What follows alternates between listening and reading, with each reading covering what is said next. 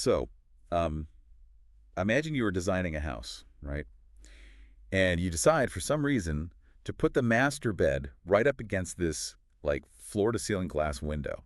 Oh, wow. Okay. Yeah, and this window just perfectly faces a super busy city sidewalk. That sounds like a complete nightmare, honestly. Right. You could go out and buy the most comfortable mattress in the entire world, the highest thread count sheets, the absolute perfect pillows, but you still wouldn't sleep a wink. No, of course not. You'd be terrified. Exactly. Because every single time someone walked by with, a loud dog or just having a loud phone conversation, your stress levels would just completely spike. Yeah, your environment is basically just working against you at that point. Yes, and that is exactly what we are getting into today. So welcome you, the listener, to a brand new deep dive. We have a really fascinating mission today.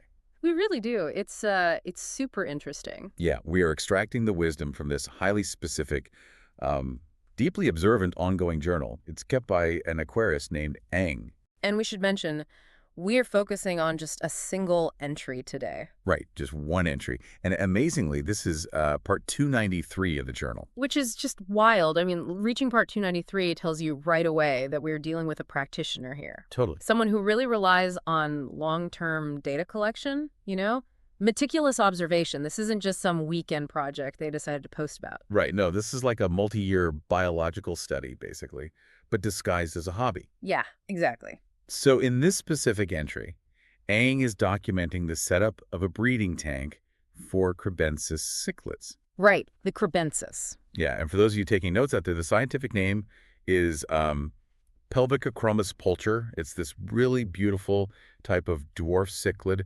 originally native to the rivers of West Africa. And they are fascinating fish, really. They are, but I want to assure you, even if the closest you have ever come to an aquarium is, I don't know, staring at the tank in the waiting room at your dentist's office. Right, we've all been there. Yeah, even if that's your only experience, you are going to want to hear this. Because this journal entry is, it's a brilliant micro case study in the scientific method. Oh, absolutely. And in cost-effective problem solving, too. Yes. And, how environmental design directly dictates behavior. Okay, let's unpack this because we're going to start at the literal bottom of the tank. The absolute foundation. Literally. The foundation of this environment that Ang is building. So the very first major experiment Ang runs, it involves the substrate. Right, the material that basically covers the floor of the aquarium. Exactly. And, Ang has made a very deliberate choice here. They are skipping the standard, highly specialized substrate that you would normally buy in an aquarium store. Which is usually quite expensive. Super expensive. So instead, Ang is opting to use fine sand that is typically used for construction. Like hardware store sand. Yeah, the kind of stuff you buy in these huge bulk bags at a hardware store for mixing mortar or laying patio pavers. Right.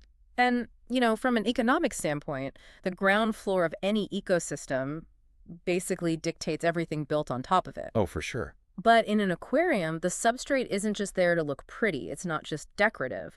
It is a highly functional part of the biological filtration. It's doing actual work. Exactly. And it's a primary interaction point for the fish. Well, and I understand the economic impulse here, right? Because anyone with a specialized interest totally understands the quote-unquote hobby tax. Oh, the hobby tax is very real. It's brutal. It's like, think about planning a wedding. Oh, yeah. Perfect example. Right. You order a standard white cake from a bakery. Maybe it costs you $50. Mm-hmm.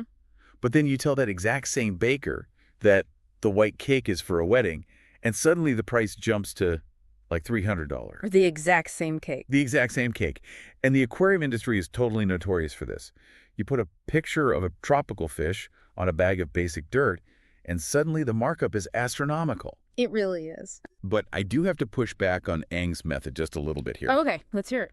Because we are talking about breeding delicate dwarf cichlids. We are. This is a highly sensitive biological process. Yeah. And construction sand is, it's industrial, right? It is, yeah. So doesn't it contain sharp edges or silicates or potentially heavy metals? Yeah. I mean, is saving a few dollars really worth the risk of completely throwing off the nitrogen cycle? Poisoning the water, right? Yeah.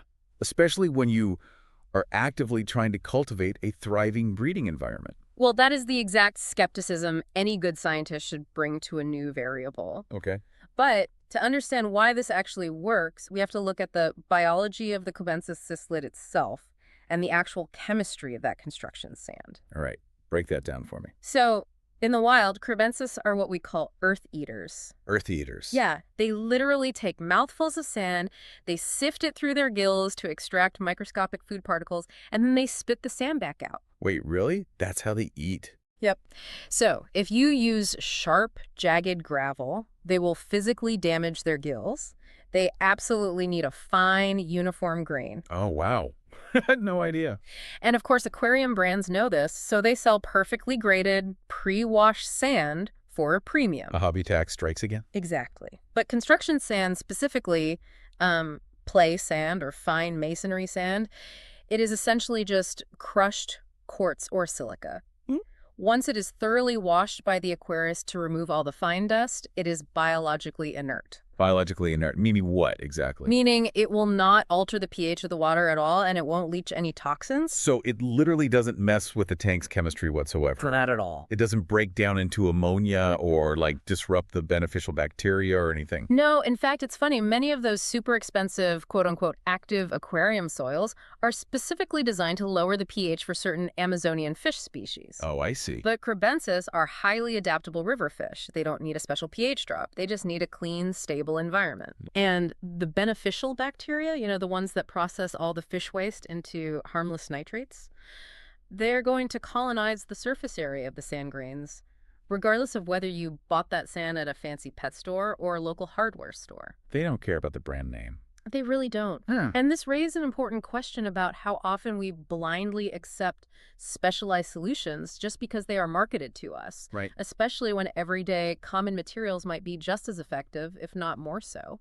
Yeah, and Ang explicitly notes in the journal that using this cheaper sand is an active evaluation. Yes. They're actively testing the hypothesis that this heavily marked up aquarium brand basically provides zero biological advantage over just properly prepared industrial sand. Exactly. Ang is outright refusing to pay the hobby tax until the product has actually proven its exclusive worth in the field. It's basically a demand for empirical proof. It is, which, you know, sets a really rigorous standard for the rest of the tank's design. Because if the foundation is based on real biology, the rest of the house has to be too. Right. If the foundation is based on observed biological needs rather than commercial pressure, the structures placed on top of that foundation absolutely must follow that exact same logic. And that brings us to the next layer of this aquatic architecture. Because Ang has established this really economical, biologically sound foundation. But, like we said at the start, a good foundation is totally useless if the house built on top of it drives the occupants crazy. Right, the master bedroom on the sidewalk. Yes. So Ang introduces two primary structures into this tank. There's a sponge filter, and then there's an artificial cave. And that cave is really simple, right? Super simple. It's just an overturned terracotta pot, like for plants, with a little hole chipped into the side of it for a door. Classic DIY. Yeah. Now, what is truly fascinating here is the placement of that terracotta pot. Because Ang reveals this crucial piece of data that they gathered before this current experiment even began. The historical data. Exactly. Over the course of setting up 6 previous breeding tanks, Ang noticed this definitive pattern. The Kribensis Cichlids consistently, and I mean completely, ignored artificial caves if they were placed at the front of the tank. Wow. They just refused to use them. Refused. Yeah. Every single time. Well, you know, a sample size of 6 previous tanks, that provides a highly reliable behavioral baseline. It does. It basically removes the possibility of it just being a fluke. Exactly. And to understand why they completely reject the front placement, we really have to look at their evolutionary biology. Okay. Because Kribensis are cave spawners. They don't just scatter their eggs out in the open water. Right. And they don't stick them to plant leaves where any passing predator can just come along and eat them. That would be a bad survival strategy. Very bad. So the female lays her eggs on the roof of a secluded cave, and then both parents aggressively guard that single entrance. Okay, that makes sense. In the wild rivers of Nigeria and Cameroon, a cave that is exposed to the main current and the open water, it's highly vulnerable. Right, it's the master bedroom on the busy sidewalk again. Exactly. You can provide them with a perfectly shaped terracotta pot, but you place it right up against that front glass where, you know, the room lighting is the brightest and the human foot traffic is constant. They panic. The fish just perceive it as an exposed, dangerous intersection. They don't want that.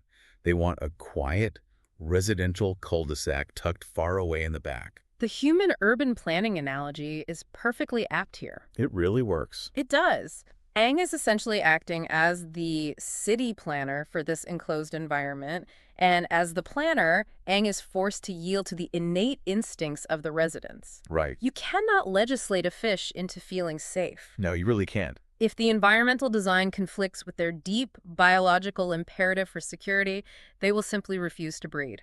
Wow. Aang must zone the tank according to what the residents need, not what is convenient for the viewer looking in. But, if you think placing the pot in the back immediately solved the whole problem, here's where it gets really interesting. Okay, I'm ready. Because the fish didn't actually need the pot at all. Wait, really? Yeah, the cave placement isn't the whole story. Aang points out this bizarre contradiction in the journal. What does they do? So if there are no other options available, or if the fish are just looking for a temporary place to hide out, Aang observes the fish huddling at the bottom of the sponge filter, which is placed at the very front of the tank. Oh, wow. So they adapt. Yeah, they adapt to the structures available to them, even if those structures are totally suboptimal and right in the danger zone. That is fascinating. But wait, I need to pause here for a second because we should definitely clarify all the mechanics for everyone. Good idea. What exactly is a sponge filter, and why on earth would a fish choose a piece of filtration equipment as a hiding spot over an actual cave? So a sponge filter is actually one of the oldest and most reliable filtration methods in all of aquatics. Okay. It is incredibly simple. Basically, air is pumped down a plastic tube into the center of this dense cylindrical sponge. Like a literal sponge you'd wash a car with. Similar material, yeah.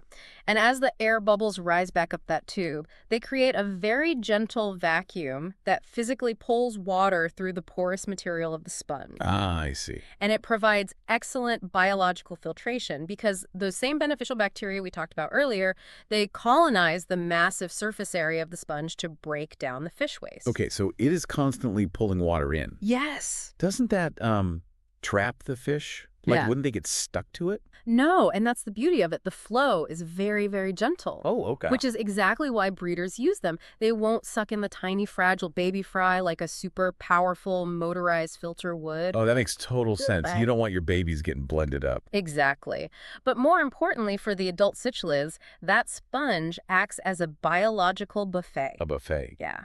A thin film of microorganisms, algae, and detritus. It's called biofilm. It grows continuously on the surface of that sponge. Yeah, and they eat it. Yep. The fish naturally graze on it all day. Furthermore, the filter itself is a bulky physical object. So in the absence of a proper cave, the shadow and the structure of that sponge filter basically provide the next best physical barrier between the fish and any potential predators. Okay, that makes sense biologically. Yeah. They get a food source, they get a gentle current, and they get a physical wall to put their backs against. Right. But this creates a massive logical problem for Aang's whole setup. How so? Because if the fish are perfectly willing to graze and hide under the sponge filter at the front of the tank anyway, Right. then why bother moving this heavy terracotta pot all the way to the back? Like, why does shifting that single piece of clay matter if the fish will just use the front real estate regardless? Ah. Well, this is where Aang actually elevates from just doing a simple tank setup to performing advanced environmental design. Okay, lay it on me. The strategy here is dual purpose. You have to look at the entire ecosystem, not just the isolated hiding spot in a vacuum. Right. By moving the terracotta pot to the back, Aang isn't just providing a preferred secluded home for them to breed in. What else is it doing? Aang is fundamentally altering the flow and the future utility of that front space. Oh. Because right now, if the cave is in the front, the fish just claim the front. Exactly. Let's go back to your urban planning analogy from earlier. Yeah, the city planner. Kribensis cichlids are actually known for being relatively peaceful fish. Oh, really? Yeah, mostly. Until they start breeding. Ah, of course. Once they pair off and claim a specific cave, they establish a highly aggressive territorial radius around it. Like a perimeter. Yes. They will fiercely attack literally any other fish that enters that zone to protect their future fry. Wow, okay. So if Aang leaves that terracotta pot in the front of the tank, the cichlid's territorial radius extends outward, straight into the open swimming area. Oh, see. They have effectively claimed the public square of the tank as their own private property. Ah, so it is a massive zoning conflict. Precisely. And what's fascinating here is how solving the immediate problem, providing a secluded cave they will actually use, inadvertently solves a very complex future problem. Because of the other fish. Right. Ang specifically notes in the journal that placing the cave at the back creates more open space in the front. And why does Ang care about that open space right now, if it's just the cichlids? Because down the line in the future, Ang might want to introduce other species of fish, like midwater schooling fish, into this same tank. Oh, ditherfish, I think they call it. Yes. Like fish that just swim out in the open, and they basically signal to the shy cichlids that there are no predators around. That is exactly what they do, but think about it. If the cichlids have already claimed the front of the tank because their cave is sitting right there, introducing new schooling fish to that front area would result in just constant harassment. It would be a bloodbath. It would be constant aggression. By pushing the terracotta pot to the back, Ang zones the tank perfectly. So the residential, highly secure, private breeding grounds are restricted completely to the back. Yes. And the commercial open water swimming space is preserved in the front. That is brilliant. The cichlids feel secure, and the future tank mates have a safe zone to navigate without triggering this massive territorial dispute. It is a highly sophisticated approach to spatial optimization, and it's achieved simply by moving a piece of clay a few inches backward. Unbelievable. So we have all these variables locked in place now based on deep biological observation and forward-thinking design. We do. The cost-effective, perfectly graded construction sand is down. Check. The terracotta pot has been strategically zoned to the back for privacy and future community peace. Yeah. And the sponge filter is running in the front, providing that biological filtration and that nice grazing material. Everything is in place. So Ang moves from the setup phase to the absolute hardest part of the scientific process. The observation phase. Yes. You have built the machine, right? Now you have to sit back and see if it actually runs. And Ang gives us the immediate data. So after just 1 or 2 days of this brand new arrangement, Ang reports a massive behavioral shift. Already? Yeah, within 48 hours, some of the fish have already started to actively occupy the artificial cave at the back of the tank. Wow. They completely abandoned the makeshift shelter of the sponge filter the very moment a biologically appropriate alternative was provided. That is a swift validation of the environmental redesign right there. It really is. The fish acted exactly as the historical data from the previous 6 tanks suggested they would. But, Ang doesn't declare total victory just yet. Oh, of course not. The journal is very, very measured. Ang notes that while they are, occupying the cave, the real goal is to see pairs bonding and eventually mating. Right, that's the whole point of a breeding tank. Exactly. And Ang simply writes in the journal, let's see how this goes in the coming weeks. If we connect this to the bigger picture, this beautifully illustrates the patience required when managing any kind of complex system. Oh, for sure. Remember, this is part 293 of Ang's notes. Right. Ang makes this highly calculated, data-driven change to the environment based entirely on evolutionary biology and territorial zoning. Yeah. They see an immediate minor success, the occupation of the cave within a couple of days. Which is great. It is great. That tells Ang the layout is viable. But the true metric of success, the bonding, the spawning, the successful raising of the fry, that is a complex biological process that simply cannot be artificially accelerated. You can't just, turn a dial and make them breed faster. You really cannot. You can only remove the environmental friction. Right. You provide the right substrate, the right security, the right zoning, and then, crucially, you have to step back. You just have to wait. You have to let the system you built do its work on its own timeline. Wow. So what does this all mean for you, the listener? Because we promised you at the very beginning of this deep dive that this wasn't just going to be a biology lesson about riverfish. No, it is so much more than that. This is really about how invisible architecture shapes all of our outcomes. Yes. When you are trying to foster a specific result in your own life, whether that is trying to cultivate deep focus in your home office, or trying to reduce friction with your roommates in a shared kitchen. Or trying to encourage open communication with your team at work. Exactly. You usually cannot force it just through sheer willpower. You really have to look at the environment you have built around yourself. Are you paying a hobby tax for specialized tools you don't actually need when a cheaper, highly practical alternative like construction sand would work just as well? Right. And are you completely ignoring the historical data of how people naturally behave in a given space? And most importantly, are you causing territorial friction by putting the master bedroom on the busy sidewalk? Are your spatial zones working against the biological or psychological needs of the very people using them? It is such a vital question to ask. It really is. So, just to recap where this deep dive has taken us today. A single isolated journal entry about Kribensis Cichlids has essentially given us a master framework for active environmental testing. Truly. We saw the immense value of questioning expensive industry standards in favor of inert, highly functional alternatives. Yeah, the sand hack. We unpacked the evolutionary biology that drives the basic need for security, basically proving that past behavioral data is your best predictor of future success. Sample size of 6? Exactly. And we explored the amazing foresight of spatial zoning, literally moving a simple terracotta pot to the back of a box just to reserve front-row real estate for future community growth and harmony. It is just a masterclass in how subtle, calculated shifts in an environment can yield massive, massive behavioral dividends over time. So as you move through your day-to-day, we really want you to look critically at the spaces you inhabit, The desk you sit at, the layout of your living room. the way your office is structured. Because if the deeply ingrained evolutionary behavior of a West African dwarf cichlid can be so dramatically altered and so perfectly accommodated simply by shifting a tiny terracotta pot a few inches to the back of a glass tank, what tiny, seemingly insignificant physical arrangement in your own workspace or home is secretly dictating how you behave, how you focus, or how you interact with others every single day. That is an incredible framework to apply to our daily lives. We will let you sit with that question.